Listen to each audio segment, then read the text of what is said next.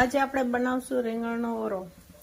આ રીંગણાને ચરીથી ચેકા પાડી અને ઉપર તેલ લગાવીને બાફી નાખવાના।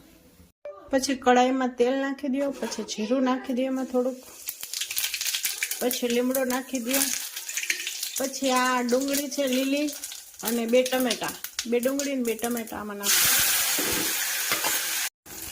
ડુંગળી ટમેટા ચડી જાય તેલમાં પછી આ મસાલો નાખી દેવાનો। મસાલામાં નાખ્યું છે આદુ લસણ ચટણી ધાણા જીરું હળદર ને મીઠું, બધું તમે રેગ્યુલર વાપરતા હોય એ પ્રમાણે। પછી ઘડીક એને પકાવવા દેવાનો। આ મસાલો પાકી ગયો છે, હવે એમાં રીંગણા બાફેલા છે એ નાખી દઈ, પછી એને હલાવીને એમાં કોથમીર નાખી દઈ। હવે નાખી દઈ કોથમીર। આપણો રીંગણાનો ઓરો થઈ ગયો છે તૈયાર।